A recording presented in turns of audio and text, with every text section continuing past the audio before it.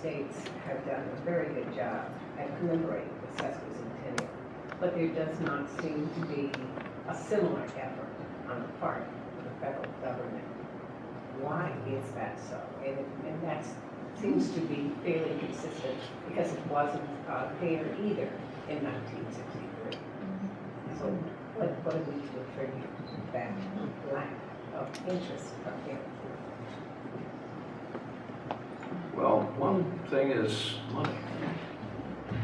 I don't know whether anyone's noticed it, but we're having some economic hard times. Congress doesn't have Always money. have. But that I don't think is the most significant factor. I think one reason why by public observation of the sesquicentennial and of emancipation in particular has been so uneven is that in many cases states look at this as being too hot a political potato to want to touch.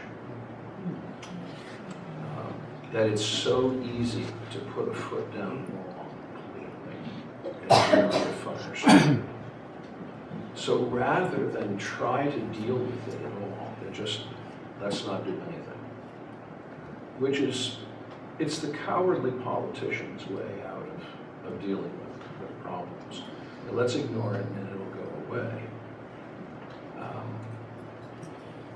That, of course, grates against the history person in you and in me.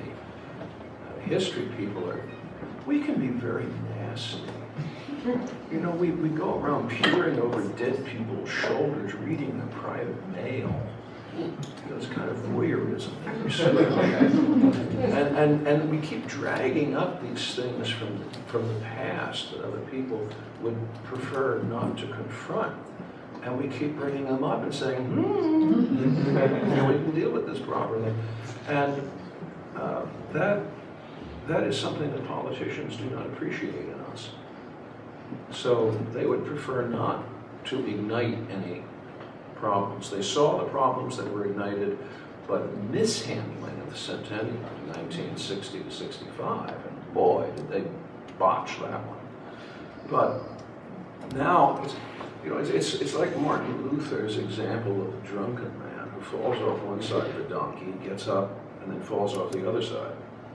And in a way, we fell off one side of the donkey in the 1960s, and now we're going to fall off the other side by ignoring the sesquicentennial and emancipation. And this is at every level. I mean, I do not understand, for instance, why on the 1st of January there was no White House observance of emancipation. I mean, January 1st, 1863, Lincoln is up in what is today the Lincoln bedroom. It was then Lincoln's office. But that was where he signed the document, around 2 o'clock in the afternoon. It is from that all the telegraph wires go across the north. They go to Frederick Douglass up to Tremont Temple in Boston. They go all across the north. But there was nothing there. And I know this because there was some effort made to approach the White House with saying, well, we'd be happy to organize some kind of commemoration. It didn't happen. The responses were really not interested in that sort of thing. And I thought, huh? So I think people have decided to err in 180 degrees the opposite direction. They look back at the centennial and they say, we're going to do the exact opposite. We're just not going to do anything at all. And that creeps me out. You know, I think you're over respecting the knowledge base of people who make decisions, because I don't think you may be the very first person who's ever accused me of having a higher opinion.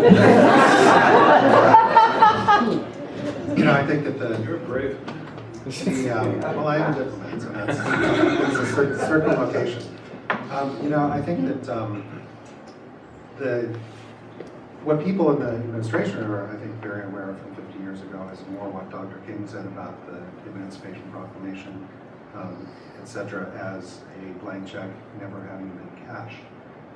And I think that was one of the things that we looked to do through the President's Task Force, this last year was to commemorate the anniversary through the executive order on government procurement, so that we make sure that we're not using federal tax dollars to support, whether it's folks in the contracting fields in Afghanistan and Iraq being held in servitude, whether it's making sure that our folks aren't out there creating demand for sex trafficking by going up to prostitutes when they're on travel, looking at the victim, the deep dive on victim care, etc.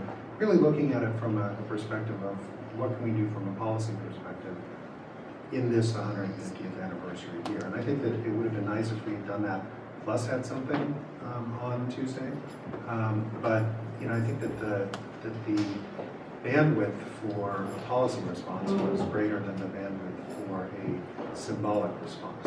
I think that 50 years ago, in 1962, was not a quadrennial election. And I do think that the president was very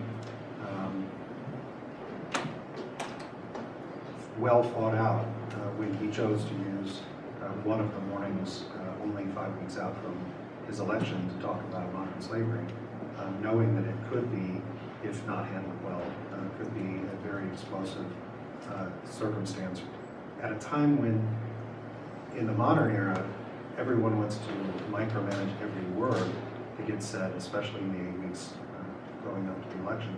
This is one of the reasons why Secretary Clinton, about a year ago, had tasked me and others to say, well, it may very well be that the White House feels like they can't do very much that's symbolic going forward, but that doesn't stop us from doing it. So we've been having at our embassies around the world a series of emancipation celebrations hosted typically by the ambassadors, bringing in the folks who are working against modern slavery, showing a video that we put together with the Underground Railroad Museum. The Freedom Center basically was able to take 10 or 11 folks who are the recipients of the Anti-Trafficking Hero Award from the State Department, take them down to Cincinnati, talk to them about their activism, and link them up with their cohort from the 1850s, 1860s, people who were very similar, whether it was providing shelter for folks who'd run away, or it was the people who were still going back south and coming out with folks, whether it was the lawyers who were doing cases in court. And this little movie is now being shown in these receptions. It's at first blush that might not sound like much. We're having a few receptions in some embassies, but it was the first time, for instance, in Mauritania, where people who are living in hereditary slavery were able to stand up in front of a government minister saying, "You said 5 years ago that you were ending this practice. Why are my children still owned?" And to be able to do that in the space that we are creating, whether it's at the University of Kingston, whether it's in the ambassador's residence in Melbourne, to talk about what is human trafficking, what is modern slavery today in that context. I wish that we could have done that all across the United States right now. We're going to be working with Congress in the coming months, hopefully through the good offices of Google, to bring that Underground Railroad Freedom Center video to Washington and try to spark that kind of response on the part of the folks over on the Hill. So hopefully it's less of a one-day circumstances. Those of you who saw the President's proclamation on Monday would see that we did not put out something saying this is the anniversary of emancipation. He put out that Slavery and Trafficking Awareness Month runs from the anniversary of emancipation on the 1st of January through National Freedom Day, a truly forgotten holiday, founded by people who have been born into slavery, signed into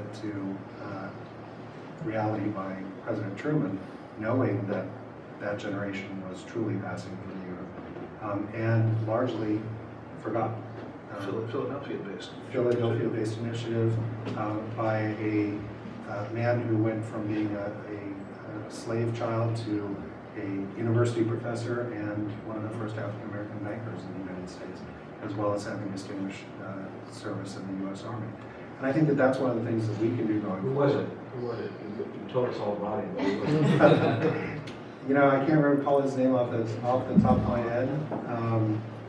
Sorry about that. He's phenomenal. He was the first African-American quartermaster of the U.S. Army. But, you know, I think that one of the things that we see from that is that we have other opportunities. In 2 years, we'll be looking at the 150th anniversary of the 13th Amendment. And I think that that's something that does not fall anywhere near an election. It's not 5 weeks before an election. It's not 5 weeks after an election. And, you know, I think that that's actually something that we can and should be moving towards. I think that Steven Spielberg and his guys fired the opening shots as far as that was concerned. Thank you so much, and thank you all for being here this evening.